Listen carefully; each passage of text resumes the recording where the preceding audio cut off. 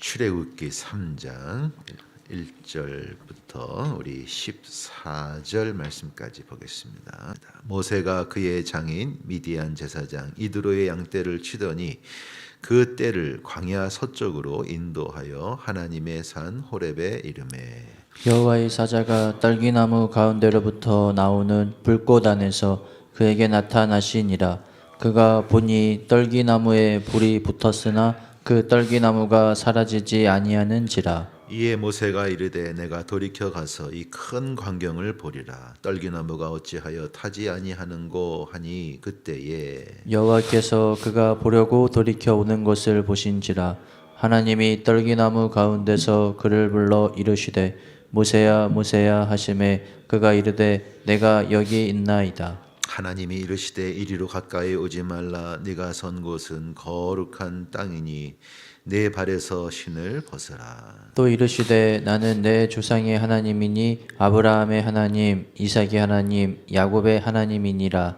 모세가 하나님 배웁기를 두려워하여 얼굴을 가리매 여호와께서 이르시되 내가 애굽에 있는 내 백성의 고통을 분명히 보고 그들이 그들의 감독자로 말미암아 부르짖음을 듣고 그 근심을 알고 내가 내려가서 그들을 애굽인의 손에서 건져내고 그들을 그 땅에서 인도하여 아름답고 광대한 땅, 젖과 꿀이 흐르는 땅, 곧 가나안 족속, 헷 족속, 아모리 족속, 브리스 족속, 히위 족속, 여부스 족속의 지방에 데려가려 하노라. 이제 가라. 이스라엘 자손의 부르짖음이 내게 달하고 애굽 사람이 그들을 괴롭히는 학대도 내가 보았으니 이제 내가 너를 바로에게 보내어 너에게 내 백성 이스라엘 자손을 애굽에서 인도하여 내게 하리라. 모세가 하나님께 아뢰되 내가 누구이기에 바로에게 가며 이스라엘 자손을 애굽에서 인도하여 내리이까. 하나님이 이르시되 내가 반드시 너와 함께 있으리라. 내가 그 백성을 애굽에서 인도하여 낸 후에 너희가 이 산에서 하나님을 섬기리니 이것이 내가 너를 보낸 증거니라. 모세가 하나님께 아뢰되 내가 이스라엘 자손에게 가서 이르기를 너희의 조상의 하나님이 나를 너희에게 보내셨다 하면 그들이 내게 묻기를 그의 이름이 무엇이냐 하리니 내가 무엇이라고 그들에게 말하리이까. 하나님이 모세에게 이르시되 나는 스스로 있는 자이니라. 또 이르시되 너는 이스라엘 자손에게 이같이 이르기를 스스로 있는 자가 나를 너희에게 보내셨다 하라. 아멘. 여러분 모세는 120세를 살았고 하나님께서 그의 인생을 이렇게 3등분을 하셨다. 어제 잠깐 그 얘기를 했었죠. 그래서 첫 40년은 바로에서의 어떤 그 왕족으로서의 모든 것들을 누리는 그 40년이 있었고 그 후에 이제 미디안 광야로 도망을 가서 철저한 무명의 이 고난 학교에 입학을 해서 무명의 40년을 보내고 자, 오늘 이 출애굽기 3장이 왜 중요할까요? 그것은 모세의 마지막 40년이 시작되는 바로 그 순간이기 때문입니다.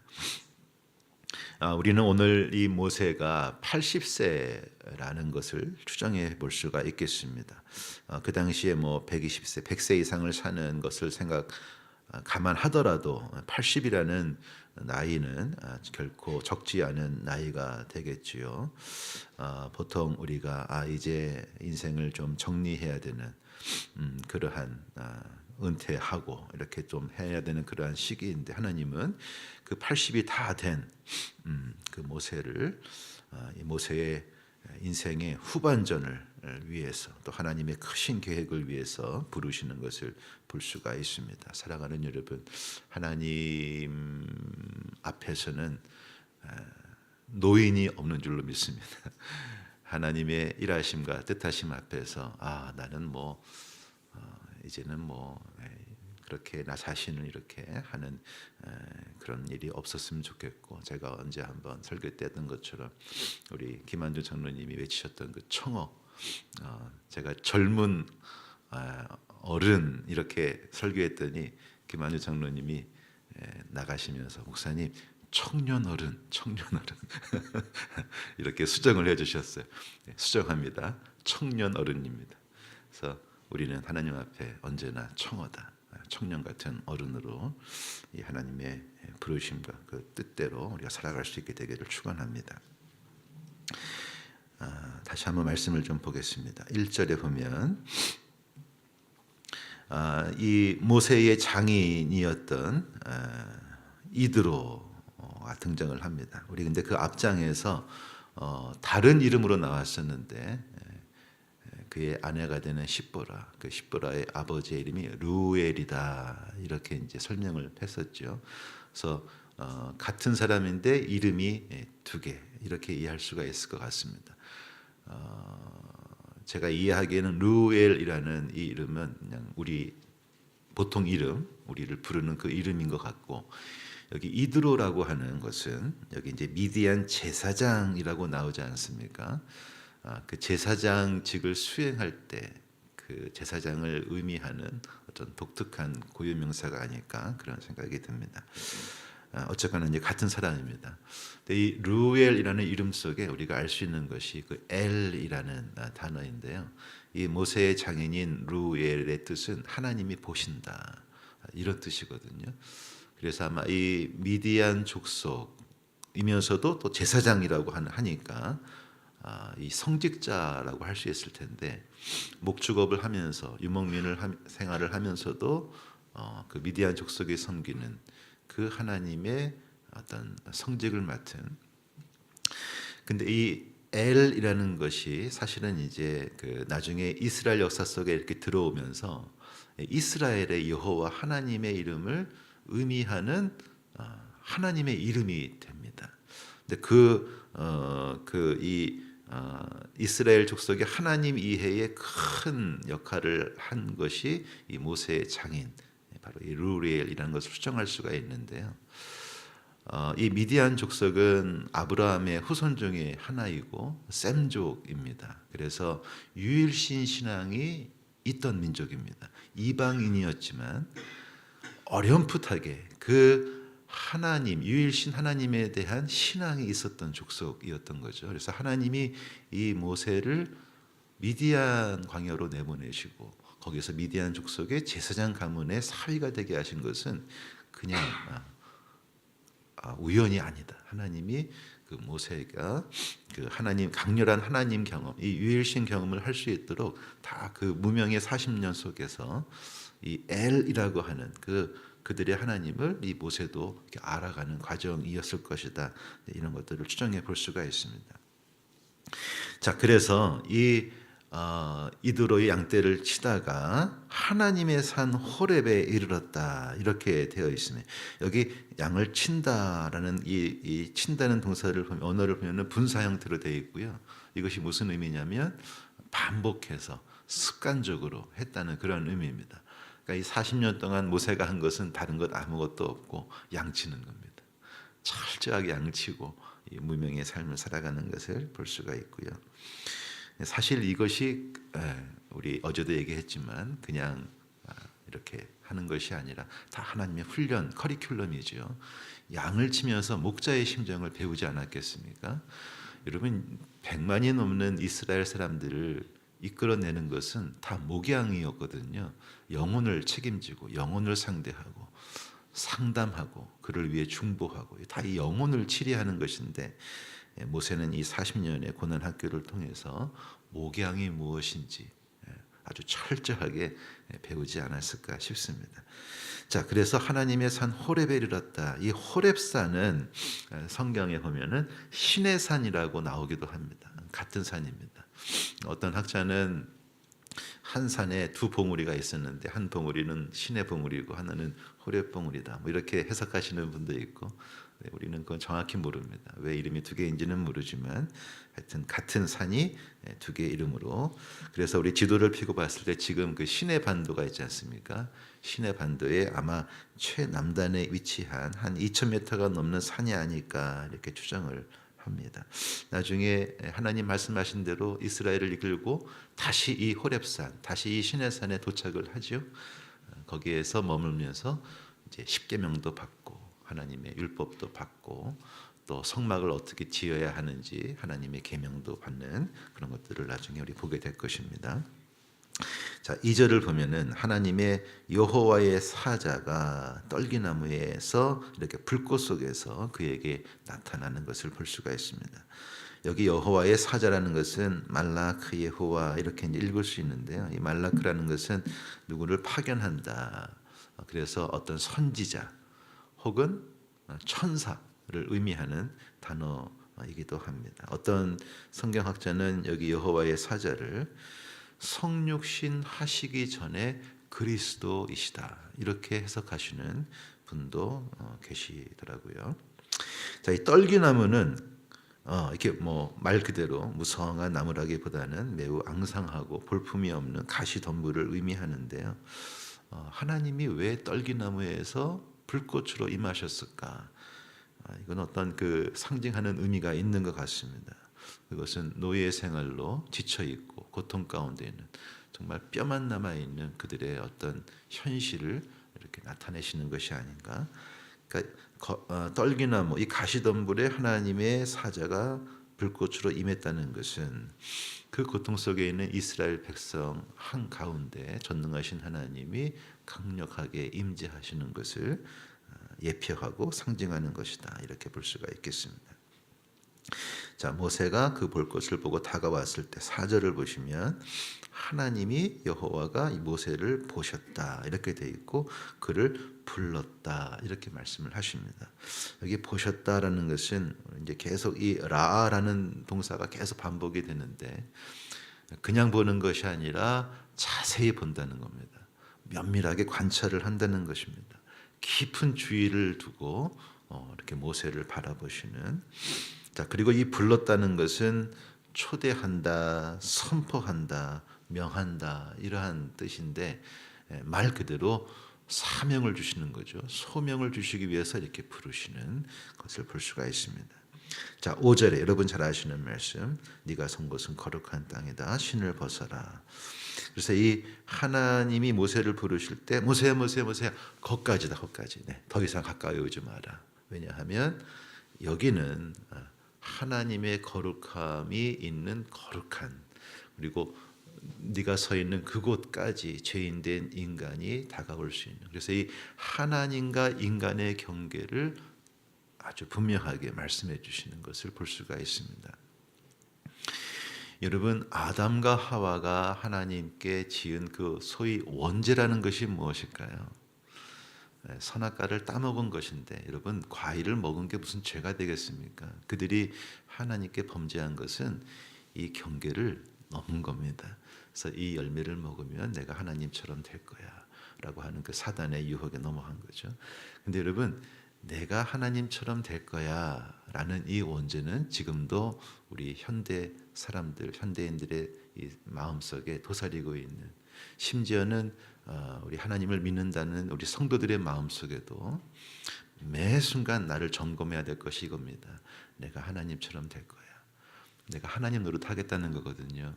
근데 우리가 하나님을 믿는다 하면서 내 하나님께 묻지 않고 결정하는 것도 사실은 이 죄를 범하는 거죠. 그리고 염려하는 것도 사실은 그 죄의 모습입니다. 정말 하나님을 신뢰하고 정말 하나님을 인정한다면 우리가 염려할 것이 뭐가 있겠습니까? 하나님이 다 행하실 텐데. 그래서 염려한다는 것도 결국은 내가 하나님의 자리에 있다는 뜻이거든요. 그래서 우리 자신들을 항상 살피면서 여기까지. 그래서 항상 인간의 이 경계, 하나님과 인간의 경계를 우리가 항상 주의 깊게 지켜가야 한다는 것입니다.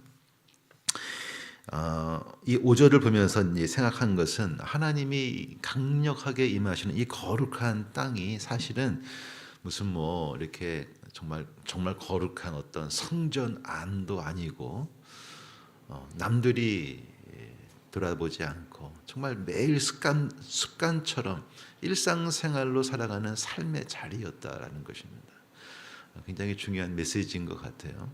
우리가 하나님을 만나기를 원합니다. 하나님의 이 임재를 경험하기를 원합니다. 그러한 마음을 가지고 많이 기도하는데 사실 하나님이 모세를 만나시고 부르시는 그 시간과 장소는 그가 매일매일 습관처럼 했던 그 시간이었고 매일매일은 매일 습관처럼 살았던 일상의 자리였다는 겁니다. 그래서 여러분 우리가 하나님의 임재를 경험하면서 우리의 일상생활에 최선을 다해야 하는 이유를 여기에서 볼 수가 있습니다. 하나님 만나는 시간은 만나는 시간이고 내가 돈 벌러 나가는 시간은 돈 벌러 나가는 시간이고 이게 다른 것이 아니라는 거예요. 내가 직장 생활이든 가정 생활이든 나의 삶의 자리가 하나님을 뜨겁게 만날 수 있는 거룩한 장소요, 거룩한 시간이 될 수 있음을 기억하시기를 바랍니다. 자, 6절을 보면은 하나님이 자신을 말씀하실 때 아브라함의 하나님, 이삭의 하나님, 야곱의 하나님이다 이렇게 말씀을 하시는데 이게 이제 성경을 읽어보면은 계속 반복하시는 하나님의 자기 소개시죠. 나는 아브라함, 이삭, 야곱. 근데 그 뒤에 보면은 요셉도 있지 않습니까? 근데 요셉의 하나님 이 얘기는 별로 안 하시거든요. 꼭 이 세 사람, 이 세 조상들을 언급하시면서 이렇게 말씀하시는 걸 보면서 다 뜻이 있는 것 같습니다. 어떤 사람의 이름을 언급하시면서 이렇게 하시는 것은 내가 추상적이거나 관념적인 신이 아니라는 것, 너희의 선조, 인간의 구체적인 역사 속에서 나는 역사하는 그런 하나님이라는 것을 말씀하시는 것이고 어떤 분은 이것은 삼위일체로 또 말씀하신 분도 있더라고요. 그래서 아브라함은 성부 하나님, 이삭의 하나님은 성자 하나님. 왜냐하면 하나님이 아브라함의 씨를 통해서 이렇게 약속을 주셨잖아요.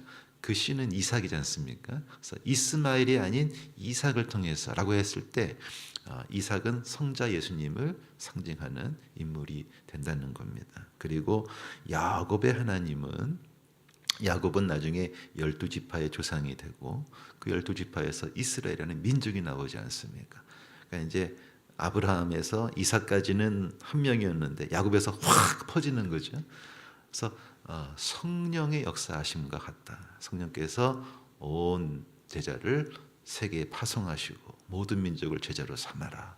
성령이 너와 함께 하실 것이다. 근데 이런 거죠. 그래서 성부, 성자, 성령의 하나님을 구약적으로 표현하신 것이 아브라함의 하나님, 이삭의 하나님, 야곱의 하나님 이렇게 이제 이해할 수가 있겠습니다.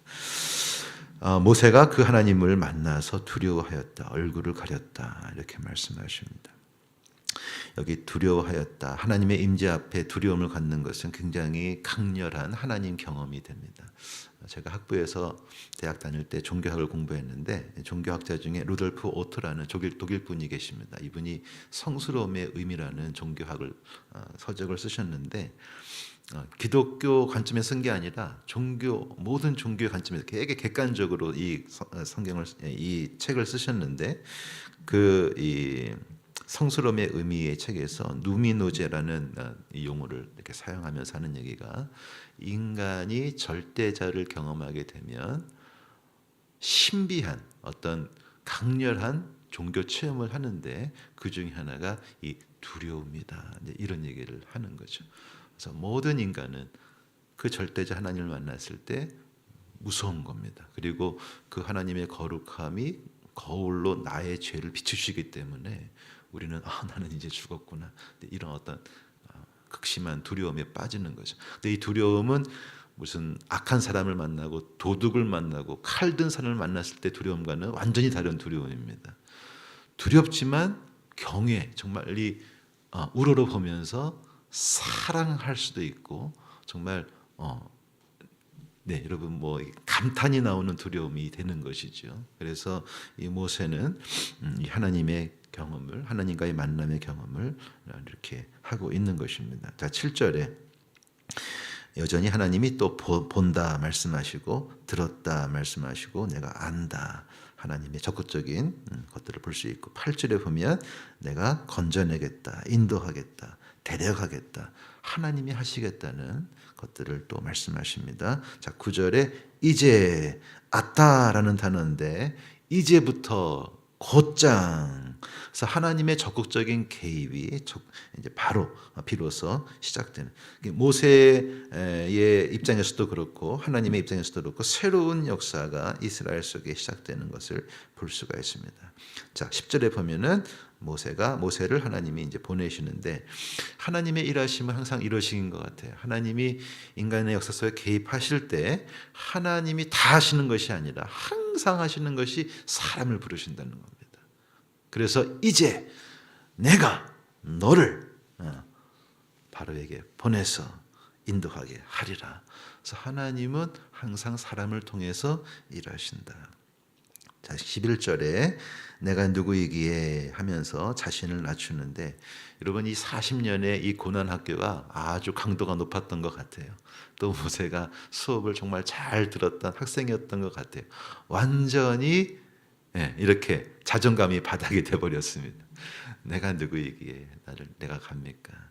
그래서 하나님이 이제 그 뒤에 보시면 계속해서 모세의 그 완전히 그 바닥을 친 자존감을 이렇게 살려주시는 것을 볼 수가 있습니다.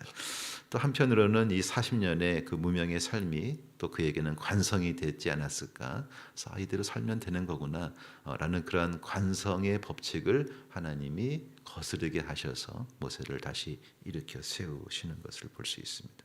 자, 12절에 다시 한번 내가 함께하리라 약속하시고, 자 13절을 보면은 모세가 묻습니다. 하나님, 당신의 이름을 가르쳐 주세요. 그래서 내가 이스라엘 백성들에게 이렇게 알리겠다. 14절에 하나님이 말씀하시는 것이 나는 스스로 있는 자. 스스로 있는 자라는 굉장히 독특하고 굉장히 중요한 하나님 이름을 모세에게 말씀해 주십니다. 자, 이게 이제 오늘의 말씀인데, 네, 2분밖에 안 남았네요. 자, 간략하게 세 가지만 좀 나누겠습니다. 첫 번째는 하나님은 우리에게 후반전을 준비하신다는 겁니다. 축구를 보면은 전반전이 있습니다. 5대0, 10대0으로 질 수 있습니다. 하지만 그 브레이크 타임을 통해서 하나님은 다시 우리에게 지시를 내려주시고 후반전을 허락하실 때 하나님이 적극적으로 개입하시며 우리 인생의 역전을 이루시는 하나님이시라는 것, 우리가 후반전을 살아가고 있는 사람이라는 것을 잘 기억하시고 하나님의 때를 신뢰하시기 바랍니다. 오늘 하나님이 떨기나무에서 모세를 만나시는 것은 인간의 이 역사의 시간을 우리가 보통 크로노스라고 합니다. 이 크로노스의 시간은 수평적인 시간입니다. 그런데 하나님이 임재하시는 그 하나님의 때, 하나님의 시간은 카이로스라고 합니다. 수직적인 시간입니다. 그래서 우리가 하나님을 경험하는 순간은 어떤 것이냐? 우리의 이 수평적인 크로노스의 시간과 하나님의 수직적인 카이로스의 시간이 만나는 순간이 하나님의 때입니다. 이 하나님의 때는 언제든 우리에게 일어날 수 있습니다. 네, 그래서 이 하나님의 때를 기대하며 살아가는 것이 얼마나 우리를 기쁘게 하는지 모릅니다. 오늘 이 새벽 시간이 여러분들에게 카이로스가 임하는 시간이 되시기를 축원합니다. 여러분의 자녀들에게 오늘이 카이로스가 임하는 시간이 되시기를 중보하시기를 바랍니다. 두 번째는 역사의 주관자는 누가 뭐래도 하나님이시라는 겁니다. 하나님이 하십니다. 사람을 사용하시되 그 사람 뒤에는 항상 하나님이 계십니다. 반드시 기억하십시오. 하나님이 하십니다.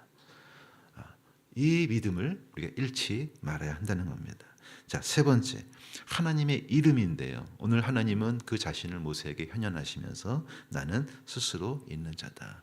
원에 보면 에히에 아셰르 에히에, 이것을 영어 성경은 I am who I am, 나는 그냥 있는 바로 그 존재다, 이 뜻이거든요. 되게 말이 이상하죠.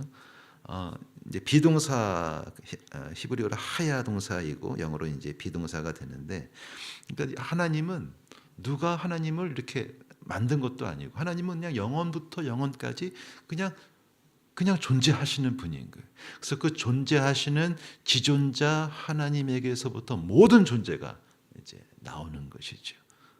창조가 여기서 일어나는 것이죠. 그래서 하나님은 처음도 없고 끝도 없으신 영원하신 분이시다. 자, 여기에서 우리가 잘 아는 여호와라는 이름이 나오게 됩니다. 사실 여호와 혹은 야훼 이렇게 우리가 한국말에 번역을 하고 있지만 사실 아무도 이 발음을 모릅니다. 그 히브리어 성경을 보면은 네 개의 자음으로 나오는데요. 영어로 입력하면 Y, WH 요 네 자음이 나옵니다. 근데 이 자음을 어떻게 발음하는지 이 세상에 아무도 모릅니다. 왜냐하면 이 유대 사람들이 하나님의 이 네 글자 이름이 나오면 너무 거룩한 이름이기 때문에 발음을 못해요. 그러다 보니까 유대인 역사 속에 어느 순간에 이 하나님의 이름을 잊어버린 거예요. 그래서 거기에 그 아도나이라고 하는 그 아도나이의 모음을 찍어서 이렇게 읽어본 것이 여호와 혹은 야훼 이렇게 이제 발음이 되는 겁니다. 제가 말하고 싶은 것은 스스로 있는 자다, 존재하는 자다, 하야 동사에서 왔다라고 했을 때 제가 정말 감동 깊게 들은 목사님 설교가 미국 목사님이셨는데 이분이 이 YHWH의 발음을 추측하면서 설교를 하셨는데 저는 굉장히 설득력이 있었습니다.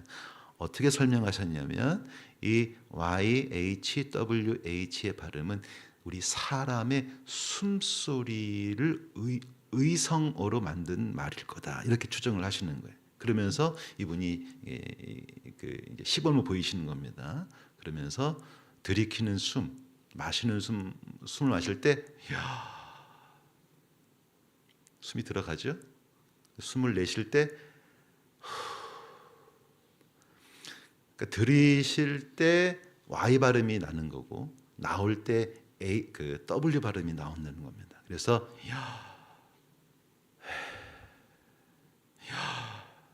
한번 해보시겠어요? 같이 자 한번 시작.